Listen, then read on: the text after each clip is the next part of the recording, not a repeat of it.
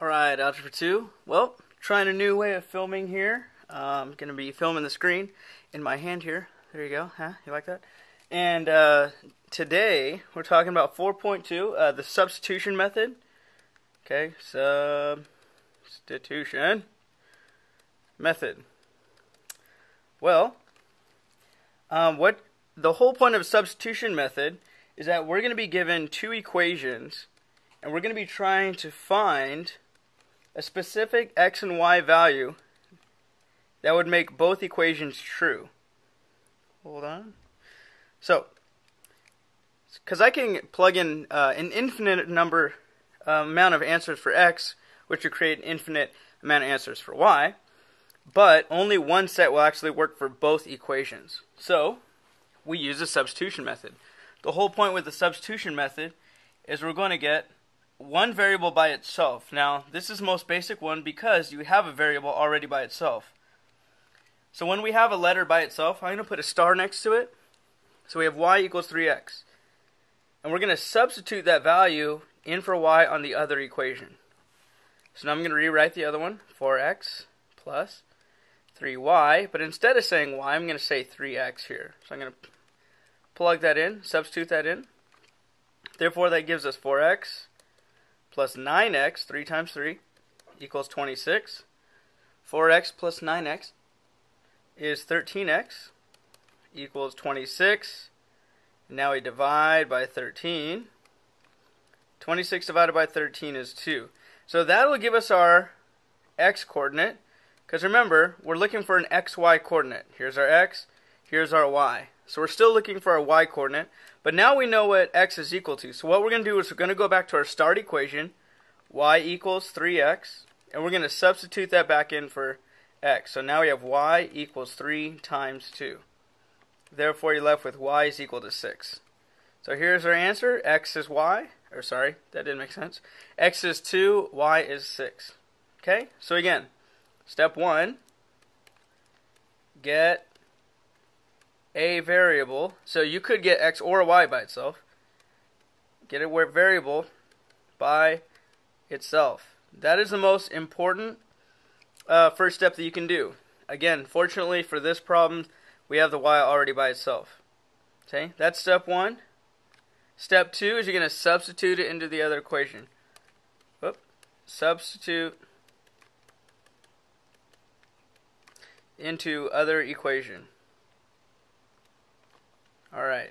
From there, you just solve for the variable and then plug back in to solve for the other one. Alright? So, that is our first example. Now the next one, I'm going to make a little bit more difficult. So our next example, same set of directions. We're doing the same thing for all these. We're solving by substitution. We have x equals y, x minus y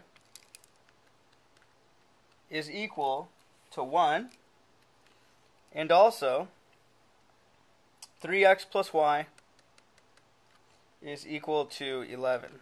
So again, our first step is we have to get a variable by itself. Now in this problem, there is no equation where the variable or the letter is by itself. So we have to change one of the equations. So what I'm going to do is I'm going to find one with just 1x or 1y. So since we have just a 1 in front of the x, what I'm going to do is I'm going to get x by itself here. So I'm going to add y to both sides. So I get x equals positive y plus 1. So now I'm going to put a little star here because I got x by itself. So I have x equals y plus 1. Now that I've gotten the x by itself, I'm going to substitute it back into the other equation. Sorry, not for y. In for x, because we just got x by itself. So now we have 3 times x, but we know that x is y plus 1, plus y equals 11.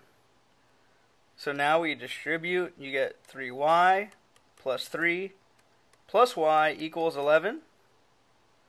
Therefore, you get 3y plus y is 4y plus 3 equals 11. Minus 3. Again, you guys know how to do this math from here. 4y is equal to 8. Lastly, divide by 4. Y is equal to 2. So, here's our x coordinate, y coordinate. We know our y is 2. So again, once you find the first number, so once you find a value for the first variable.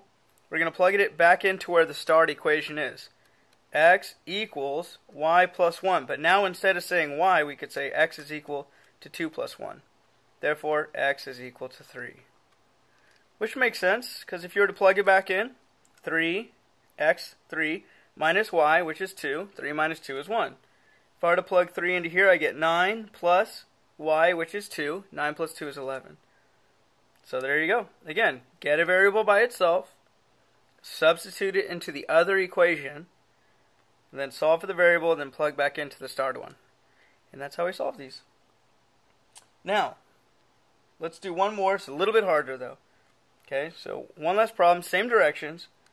We have x over 3 minus y over 6 equals 1/2. We don't like fractions, but sometimes we have to deal with them. Here we have 0.3x plus 0.7y equals 4.7. Okay, so for a problem like this, don't let it freak you out the fact that there's fractions and decimals. Let's just get rid of the fractions, get rid of the decimals. So, let's handle this equation.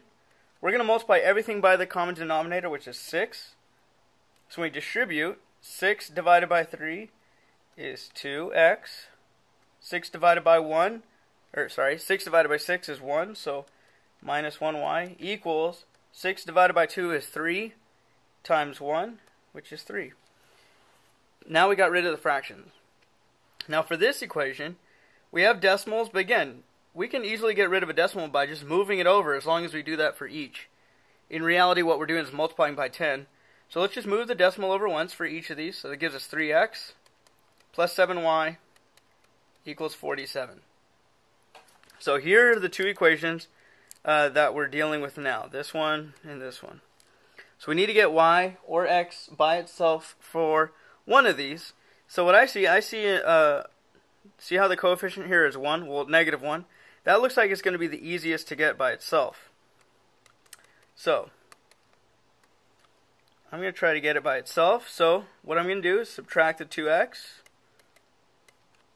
So that gives me negative y equals negative 2x plus 3. But we need it to be a positive y. So we just change all the symbols. Okay, multiply everything by negative. So you have y is equal to 2x minus 3. Put a little star next to it so we know what to go back to. Now, we use this equation to solve for y. So we're going to plug this value in for y on the other equation. So it gives us 3x plus 7 times y, which is 2x minus 3. That is equal to 47. So I distribute, we get 3x plus 14x minus 21 equals 47. So I'm going to add the 21 to both sides and combine these x's, so that 17x is equal to 68. Now if you do your math correctly, 68 divided by 17 is 4. So there we go, we have our x coordinate is 4, we just need to find our y value. So again, what we do is we plug it into the start equation for x. Y is equal to 2x minus 3, but again, now we can say y is equal to 2 times 4 minus 3, because x is equal to 4. Okay, so y is equal to 8 minus 3, which means y is equal to 5. And there you go, 4 and 5. So again, on all of these, notice, first thing we did, we got, well, after we changed these to get rid of fractions and decimals, we got a variable by itself. From there, we plugged back into the other equation that we haven't used yet. We substituted in for that variable. Now we're down to just x's. When you substitute, if you still have an x and a y in the problem, you haven't done something correctly. So therefore, remember, the reason why we substitute is now we're down to one variable. See how we're just doing x's here? We solve for x. We plug that value back into here where the star is to find y. Because every single one of these problems you need to find x and y. And if you're curious if it works, just plug it back into the original problem. If I plug this back in, I get 8 minus 5 is equal to 3. If I plug 4 into here, I get 12 plus 5 times 7 is 35 equals 47, which both of these are true. So that is 4.2, the substitution method. I hope that made sense. And yeah, yes, hope you were able to follow along, and good luck with that.